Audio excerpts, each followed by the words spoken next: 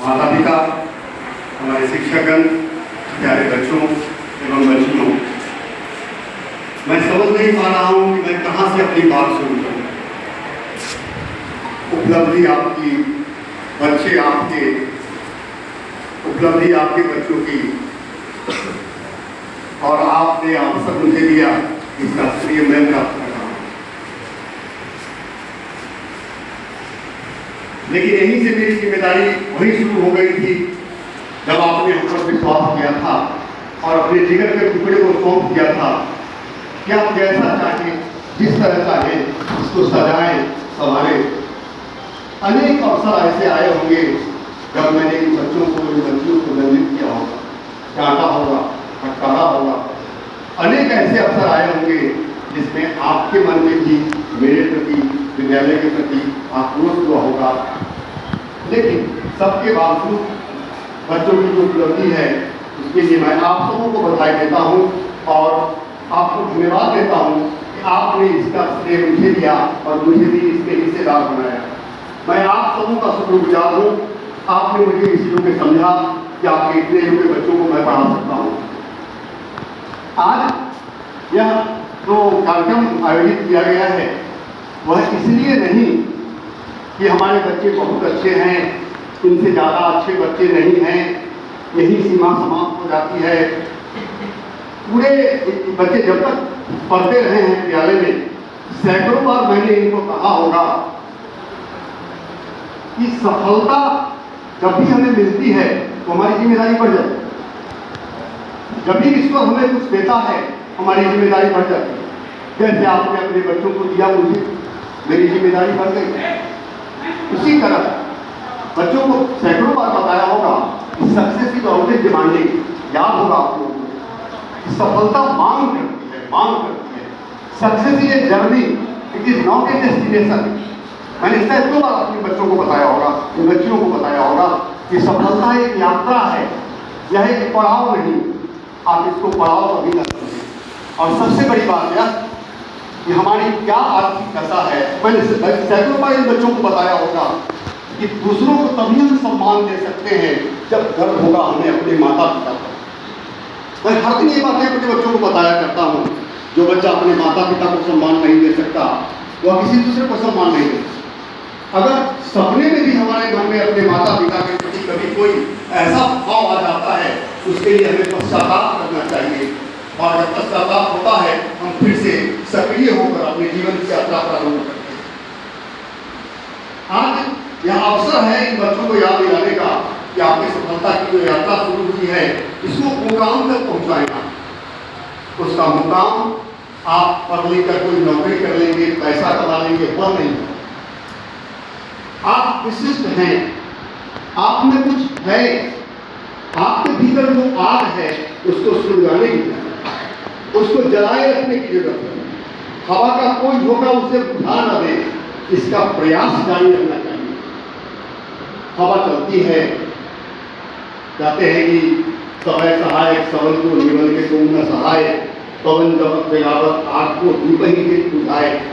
आप दीपक हैं, आपको खुद को बचाना पड़ेगा हवा के तेज झोंके से, और हवा का तेज झोंका चारों ओर चल रहा है। मैं यहाँ आप लोगों को मोबाइल का ही पूरी कर देता था और में बहुत सारी बंदिशें थी, जैसे आप भी प्रताड़ित होते थे, आज भी जो बच्चे मेरे साथ में प्रताड़ित होते हैं। लेकिन आपको आज लग रहा होगा कि मैंने जो आपको प्रताड़ना दी, मैंने जो अपेक्षाएं आपसे की, उसका क्या परिणाम है आपके सामने है। भाषा के प्रति आपको जागरूक करना या विषय के प्रति आपको समर्पित करना लगातार हमारा काम चलता रहता है। अनेक तरह आगे मैं होऊंगा, मैं आपके माता पिता। आप अकेले दुनिया के सफर में प्रवेश करने जा रहे हैं, जहाँ सिर्फ संघर्ष होगा, जहाँ सिर्फ हवा का तेज झोंका होगा, जहाँ विकृतियाँ होंगी आपको दिग्भ्रमित करने के लिए।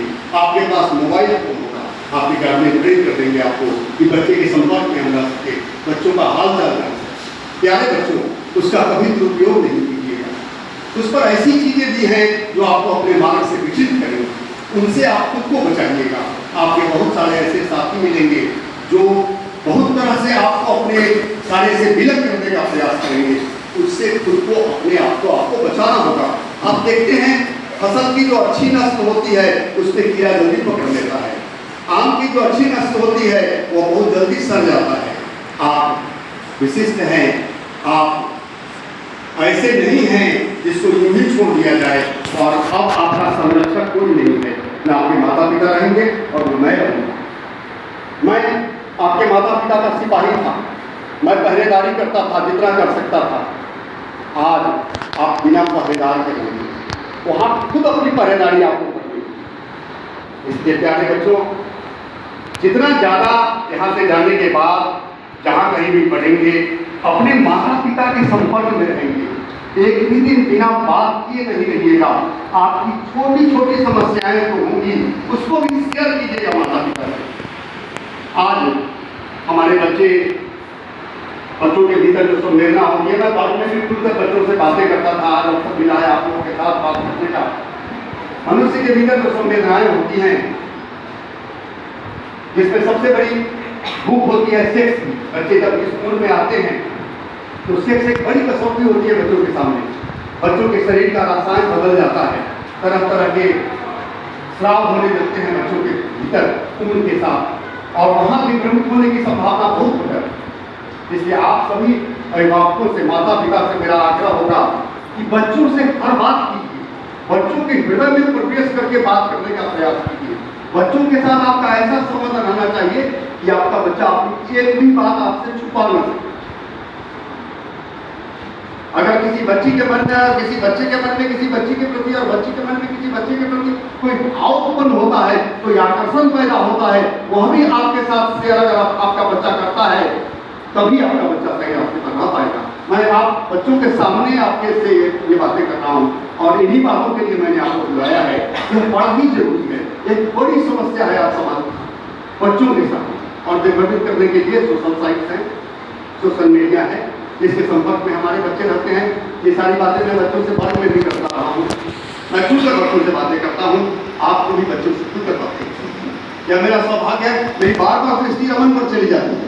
रमन मेरा छात्र रहा है और इसका बच्चा भी मेरा छात्र है। आज यह मेरे लिए गर्व का विषय है।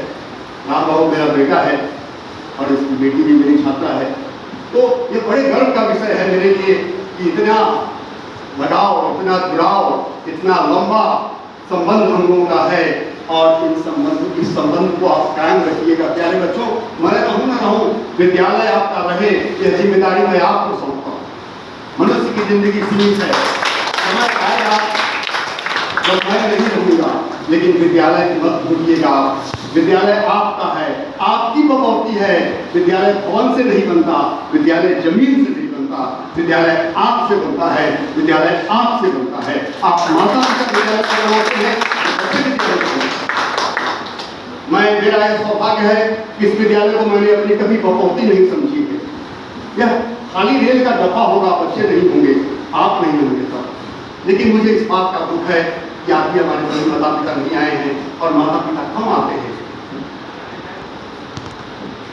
दुकान पर बैठकर यह शिकायत करता था कि फलाने विषय की पढ़ाई नहीं होती है, लेकिन खुद आके कभी हमसे लड़ा नहीं, तुम बुरा नहीं मानो, खुद आकर हमसे जाके लड़े तो बहुत सुखद दिन होता है। मेरे अभिभावक आकर सजेस्ट करें कि आपको यह नहीं करना चाहिए। मेरी सीमा है, मैं बच्चों को कहता रहता था कि मेरी एक सीमा है, उस सीमा में मैं कुछ भी उठा नहीं रखूँ। तो इन अभिभावकों से मेरा लंबा संबंध रहा है, जिसकी कोई समय सीमा नहीं है, और मैं आशा करता हूँ कि आगे भी इन बच्चों के कारण आप सबों से मेरा संबंध बना रहेगा, क्योंकि मैं इस विद्यालय के रूप में जीवित रहूंगा मरने के बाद। और ये बच्चे जीवन में सफल तब होंगे जब समाज को कुछ देंगे। सिर्फ कहीं किसी परीक्षा में पास कर जाना, अच्छी नौकरी प्राप्त कर लेना, यही आप के काम का अंत नहीं होना चाहिए। आप समाज को क्या दे रहे हैं, आज आने वाली पीढ़ी को क्या दे रहे हैं, जाने वाली पीढ़ी को क्या दे रहे हैं। समय आएगा जब ये सारे माता पिता आपके अभिभावक में होंगे, आप इनके केयर टेकर होंगे, आप इनको क्या देंगे उस समय। आप वह देंगे जो ये आपको नहीं दे सकते। आप उस समय यह मूल्यांकन नहीं करना कि हमारे माता पिता ने तो मुझे इतना ही दिया, मुझे भी इतना ही देना चाहिए। बच्चों, यह लेन देन गणित के कैलकुलेशन से नहीं चलता, यह रिश्ता गणित के कैलकुलेशन से नहीं चलता, रिश्ता भाव से चलता है। बस वो भाव को भी मरने ना पाए और भाव जीवित रहे, विद्यालय के साथ, समाज के साथ, माता पिता के साथ, देश के साथ, यही भावना हमारे भीतर रहे कि हम जुड़ के रहे सबसे। संबंधों को तोड़ देना बड़ा आसान होता है, 1 मिनट में टूट जाता है, जोड़ना कठिन होता है। और सबसे कठिन होता है जुड़कर ऊंचाई पर चढ़ जाना बड़ा आसान होता है, कठिन होता है वहां टिके रहे। आपको जो है सफलता मिली है, आपको जो है बढ़ियता प्राप्त हुई है, इसको अस्थायित्व प्रदान कर कीजिए आप। और वह अस्थायित्व सिर्फ आपके परीक्षा पास कर जाने तक, अच्छी नौकरी प्राप्त करने तक ही सीमित न हो। वह अस्थायित्व आप जब तक रहे तब तक हो। आप पीछे एक श्रृंखला छोड़कर जाएं। मैं बच्चों को बढ़ के कहा करता था कि मैं मरूंगा नहीं, मैं तुम्हारे भीतर जीवित रहूंगा, मेरे स्वर गूंजते रहेंगे तुम्हारे भीतर, मेरी डांट गूंजती रहेगी तुम्हारे भीतर। पता नहीं गूंज पाएगी या नहीं, लेकिन मैं प्रयास करता रहा हूँ, करता रहूंगा, जब तक जीऊंगा करता रहूंगा। आप कई अभिभावकों को अपने बीच पाकर और आप इतनी तन्मयता से मेरी बात सुन रहे हैं, मेरे लिए सौभाग्य की बात है। मैं एक बार फिर अपने इन प्यारे प्यारे बच्चों को, दुलारे बच्चों को कहना चाहूँगा कि माता पिता से जुड़कर रहिएगा, समाज से जुड़कर रहिएगा, स्कूल से जुड़कर रहिएगा, और ऐसा तब होगा जब स्वयं से जुड़कर रहिएगा। स्वयं से जुड़ना यह होता है कि हम प्रतिदिन आत्मनिरीक्षण करें, क्या हमारे मन में कौन कौन से बुरे भाव आए, बुरे विचार आए, बुरे भावों का आना कोई बुराई नहीं। हम जिस समाज में रहते हैं, जिस परिवेश में रहते हैं, बुराइयां हमारे आसपास रहती हैं, कब हावी हो जाएगी कोई ठिकाना नहीं है।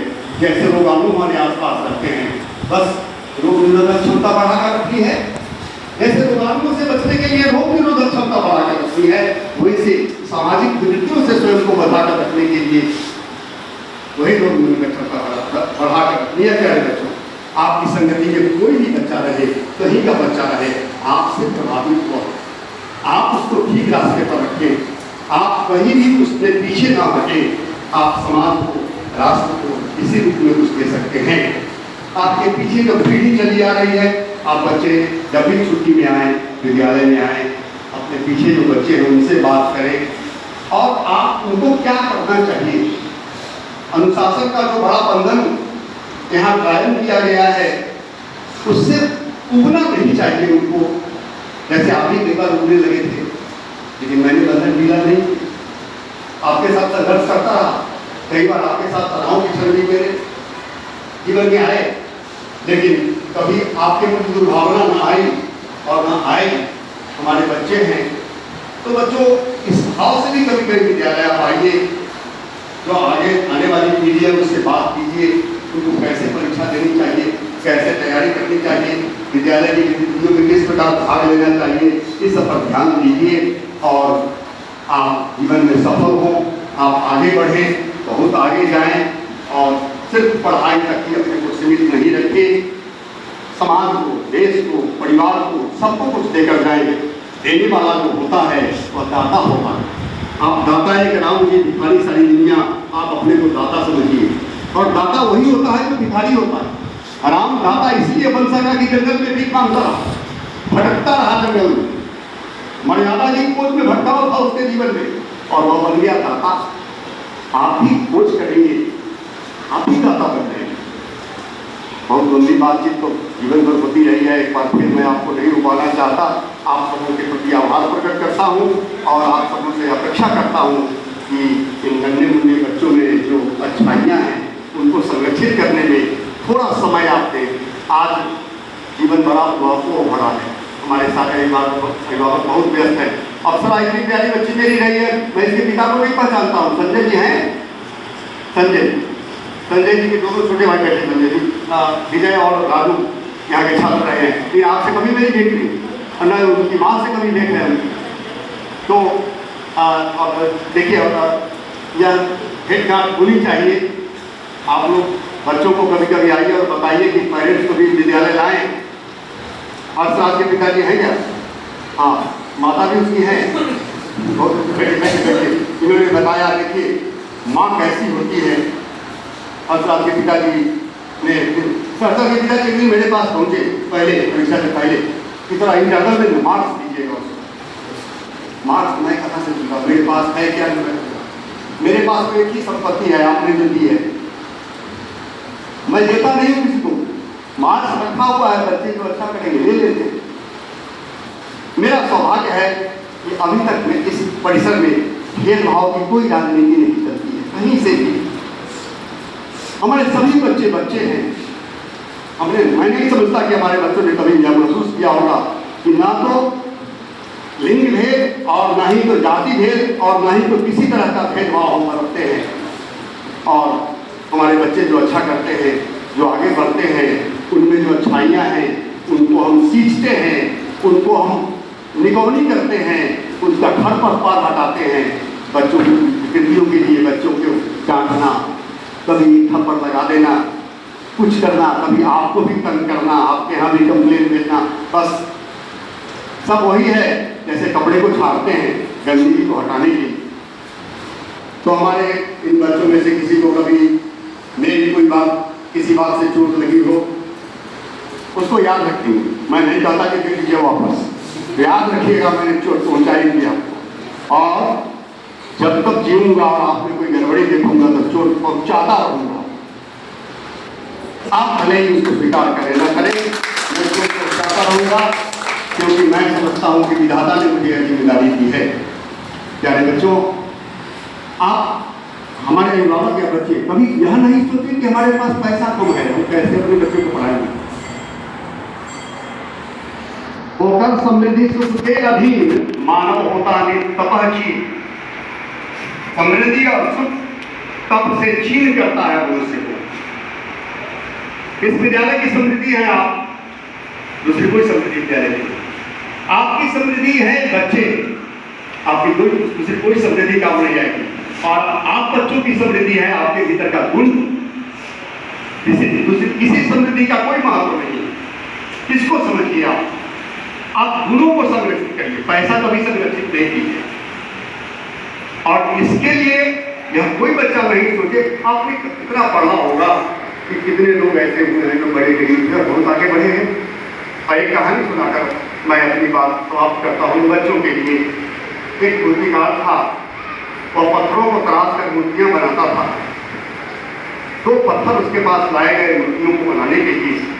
एक पत्थर को जब तराशना शुरू किया तो पत्थर चिल्ला पड़ा, बड़ी चोट लगी, जब मुझे चोट लगी, मैं चोट नहीं कर सकता, तुम्हारी छेनी और हथौड़ी का पत्थर है। बच्चे थे, मूर्तिकार नहीं। तो अब उस पत्थर को मूर्तिकार ने छोड़ दिया।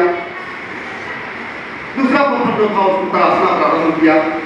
मूर्ति गढ़ी उसने, भगवान की बड़ी अच्छी प्रतिमा बनाई। एक खरीदार आया, उस मूर्ति को ले गया, मंदिर में स्थापित कर दिया, मूर्ति की पूजा हुई। जब वह जाने लगा तो उसने देखा कि दूसरा पत्थर पड़ा हुआ है। कहा कि दूसरा पत्थर क्यों पड़ा हुआ है? क्या कि इस पत्थर की मूर्ति नहीं बनेगी?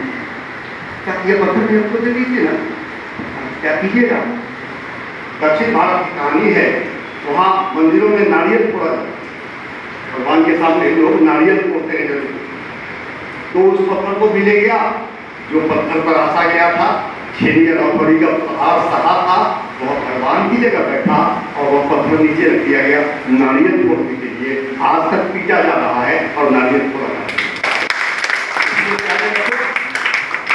चोट जब पड़े, प्रकृति का, परिवेश का, समय का, शिक्षक का, माता पिता का, उसको छेनी और हथौड़ी के रूप में स्वीकार करना, नहीं तो नारियल फोड़ने से पत्थर पर चला जाओगे। यार बच्चों, मैं तो सब दिन आपको इसी तरह उपदेश करता रहा हूँ। आज आपके माता पिता के साथ आपको बातचीत करने का अवसर मिला। आप सबों को आपकी सफलता पर बधाई देता हूँ और आशा करता हूँ इसी तरह जीवन में आप आगे बढ़ते रहेंगे। इन माता पिता से आग्रह करता हूँ कि आप सभी मेरे दूत हैं, आप विद्यालय से जुड़े रहे। आपका बच्चा कहीं भी रहे, आप आते जाते रहे विद्यालय। जब कभी आपको बुलाए आप आइए, ऐसे भी इधर आइए तो विद्यालय में आइए, घूमिए फिरिए। आपका घर है, यह बगीचा आपका है, इस बागवा के फूल आपके बच्चे हैं और इस बागवा में फूल लगाए हैं आपने। मैं चौकीदार जब तक जीऊंगा चौकीदारी करूंगा, उसके बाद मेरी आत्मा चौकीदारी करती रहेगी। आप इस बगिया को सूखने नहीं दें, यही प्रार्थना करता हूँ आप सबों से। और ये बच्चे हमारे दूत हैं, जहाँ भी जाएंगे आप इस विद्यालय के लिए सोचेंगे। आप मुझे भी फोन कर सकते हैं, निखिल सर को, तनु दीदी को, अंजना मैडम को फोन करके बताइएगा, यह भी इम्प्लीमेंट कीजिए। मैं किसी भी स्कूल में जाता हूँ, किसी कोचिंग इंस्टीट्यूट में जाता हूँ, कहीं जाता हूँ सीखने और उसको ला कर यहाँ इम्प्लीमेंट करता हूँ। आप भी जब कोई अच्छी बात देखिएगा हमारे प्रतिभावान बच्चे, तो आप फोन कीजिए। जैसे स्कूल में होना चाहिए, कभी छुट्टियों में आइएगा तो बताइएगा, नई नई बातें आपसे लेकर इम्प्लीमेंट करूँगा और तब कभी आउटडेटेड नहीं होगा आपका विद्यालय।